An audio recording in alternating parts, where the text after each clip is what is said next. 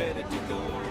See the world from the scenic railroad, from the snow-capped mountains to the sunny coast, on the great scenic railway journey.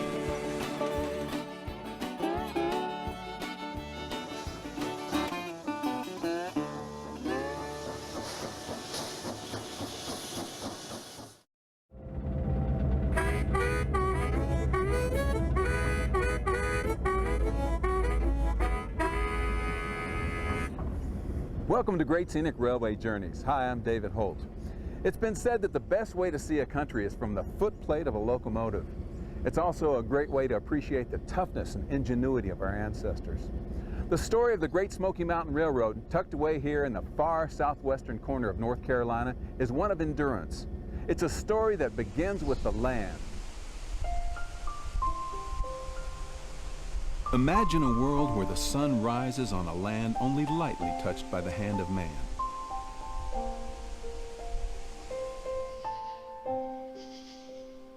A land where a million trees strain to touch the sky.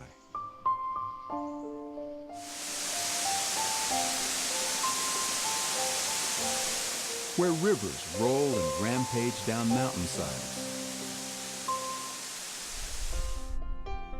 And where distant peaks beckon with the promise of unseen wonders. These are the Great Smoky Mountains of North Carolina.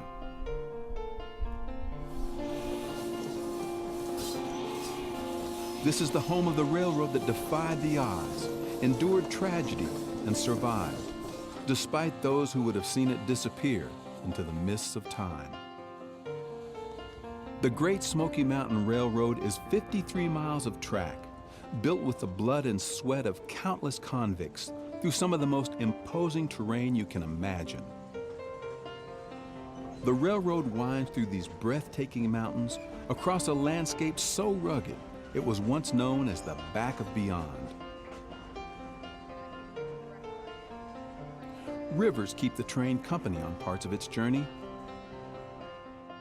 Farm fields say hello in other places. High railroad trestles speak to the ingenuity of days gone by. Narrow, dark tunnels to the hard work of those who toiled on chain gangs. The Back of Beyond, a romantic name for a harsh reality. The price for early settlers making these beautiful mountains their home was often deep isolation and hardship. But life for these frontier folks would quickly change, thanks to the sounds of a steam engine's whistle. Trains first began rolling along these tracks well over 100 years ago. Their arrival in the 1880s had a profound effect on this breathtaking corner of the world. Changed everything. Because this area was the Back of Beyond, and then with the coming of the railroad, this area went through a transition that had taken the rest of America like 200 years. It went from the frontier to the forefront of American technology in a matter of 10 years. Pristine forests gave way to lumber companies and loggers. Towns sprang up where none had been before. Travel suddenly became much easier. The region's rich natural resources could ride the rails to markets in the outside world, and store-bought goods could find their way in. But before that could happen, the rails had to be laid. The construction of the railroad certainly was a monumental task. Financial hurdles at the beginning, and then the physical construction was just almost mind-boggling as to the things that they did. Foot by foot, yard by yard, using simple hand tools and rudimentary explosives, the railroad battled its way through the mountains, reaching completion at Andrews in 1891. In its heyday, the Murphy Branch, as it was known back then, was one of the busiest short-line railroads in the country, but its claim to fame would not last long. Just like the advancing technology that brought the railroads to these mountains, it would also be the driving factor that was leading it to its demise. With the building of better roads and the rise of the automobile and trucking after World War II, the railroad began to see a rapid decline in traffic. By the late 1980s, its owner, Norfolk Southern, had begun the abandonment process. Just 48 hours before the tracks were due to be ripped up and sold for scrap, a group of local people, led by Malcolm McNeil, persuaded the state of North Carolina to step in and buy the line.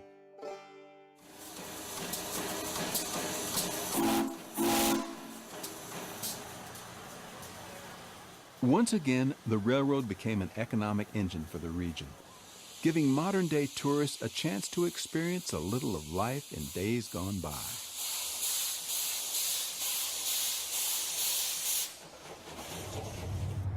Your journey begins here at the old depot in Bryson City. You know, novelist E.M. Forster said, railroad depots like this one are gates into the glorious and unknown, a way to pass into adventure and sunshine. But before that sun-filled adventure can begin, engineer Tony Franklin and the rest of the train crew have a lot of work to do.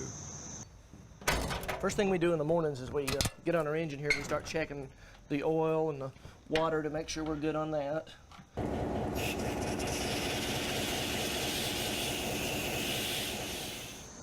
Engines are checked.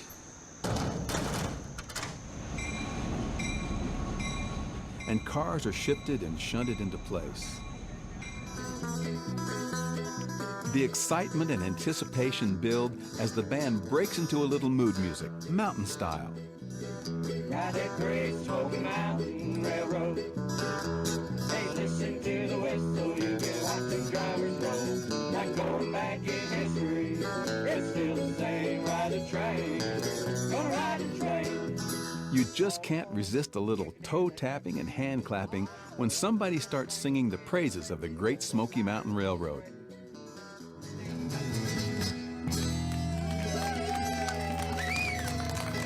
Yeah, thank you very much, thank you. All aboard! Nantahala Gorge Excursion. All aboard! All aboard!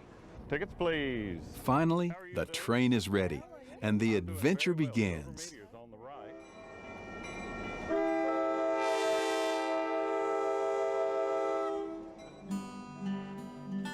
As the Nantahala Gorge train pulls out of Bryson City to begin its 4.5-hour journey, the passengers get ready to enjoy a ride packed with history and wild natural beauty. Y'all are gonna have a fun train, right? In the first-class cars, passengers settle in for first-class treatment as the train pulls out. For many, this trip marks a special occasion. So we had a birthday celebration, and one of my dearest friends is celebrating her 38th, and we were looking for something different to do, something that would bring us together, not create separate experiences. So it's just been a great excursion for us to celebrate. For others, it's a way to experience the country in an entirely unique way. It's definitely a time machine that's very fun to ride. Good morning. Tickets, please. Conductor Warren Hargis punches tickets and chats with passengers, sharing information on the journey and the railroad. In a few minutes, we're going to come across a trestle. Now, this trestle is nearly 1,000 feet long. It's where we cross Fontana Lake. Warren's enthusiasm for the railroad is infectious. He was absolutely terrific. He has this wonderful voice. He looks just like a conductor's supposed to look. He just was great because he could tell us so many things we never would have known otherwise. It's an experience that transcends generations. If I had to choose playing video games at home with my friends or coming on this trip, I'd choose the trip. But beyond beautiful scenery and the novelty of a train ride, this trip is somehow more than the sum of its parts. It's something you hear over and over again on the Great Smoky Mountain Railroad. Time just seems to slow down when you're on this train. I mean, after all, you're only going about 17 miles an hour. But you feel like you have all the time in the world just to sit here and enjoy the scenery.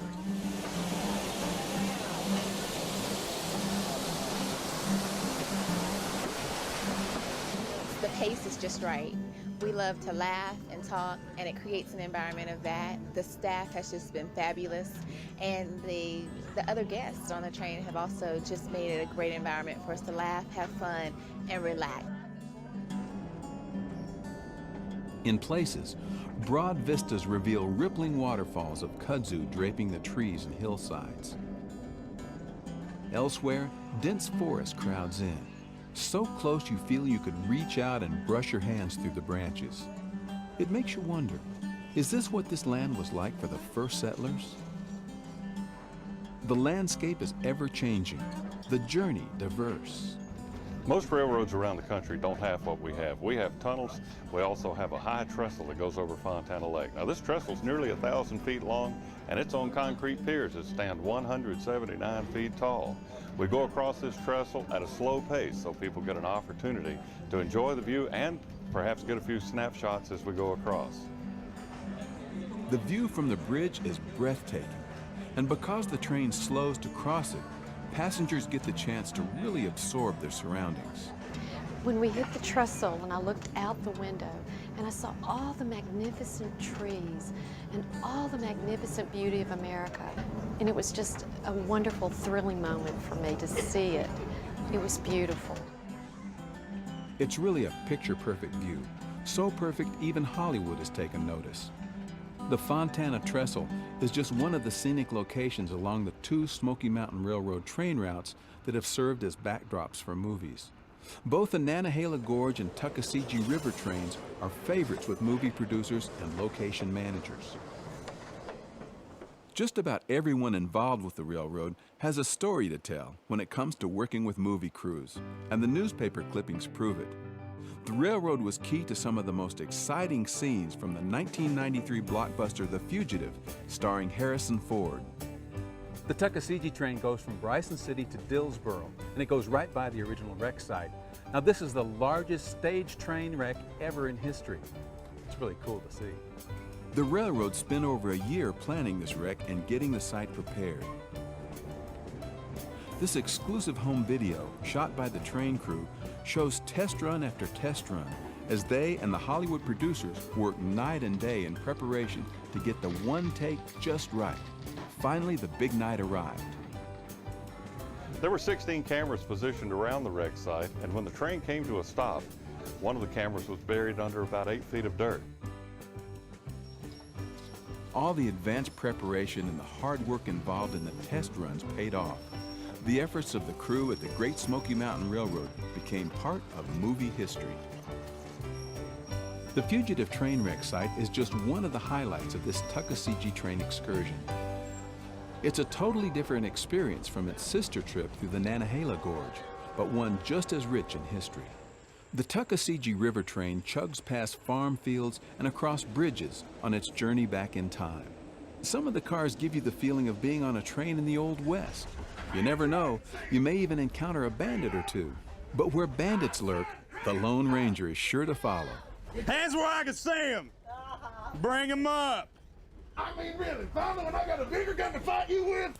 Walk. Walk, walk. This type of onboard entertainment adds to the experience, especially for the kids. Hey, who wouldn't love a genuine silver bullet from the Lone Ranger? I've focused on doing children's events, whether it's Thomas the Tank or Polar Express.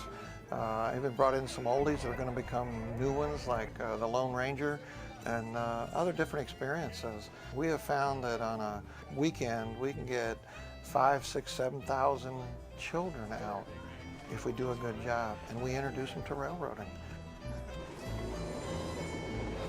And to the real history found by taking a journey on this railroad.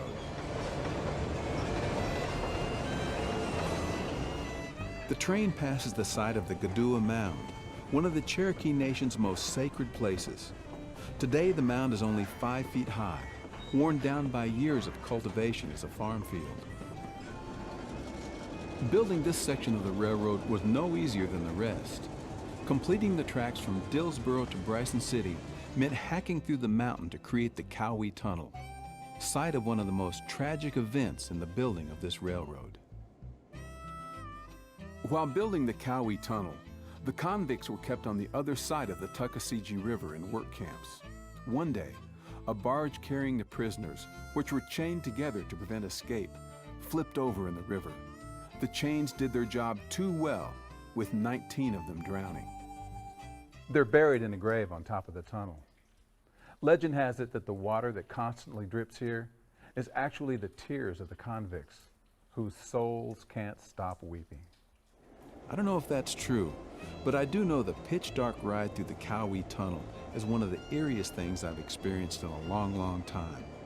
Just seeing the slashes of white where the picks gouged out the rock is enough to send shivers down my spine. If going through the Cowee Tunnel is one of the most sobering things on the Tuckasegee River trip, then one of the most adventurous on the Nantahala Gorge trip is the chance to go whitewater rafting. Some passengers choose to ride the train up the gorge, then ride a raft back down to the Nantahala Outdoor Center.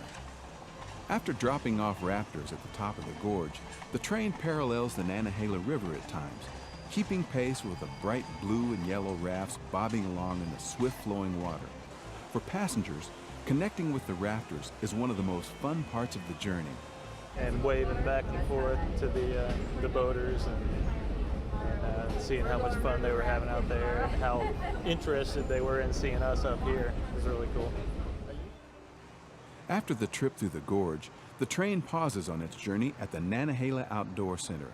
The layover gives passengers the chance to stretch their legs and maybe enjoy a picnic by the river. It's also a great place to watch kayakers challenge themselves at the NOC's paddling school and on the whitewater racing course. I think it's cool watching them go up the current and trying to fight against it.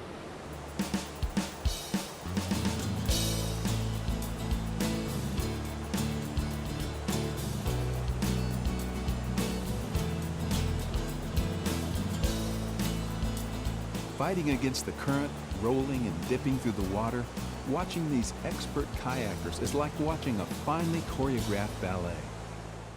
And one of the best places to watch all the action is right here on top of the bridge that spans the river. Now here you get a bird's eye view of all the water sports going on.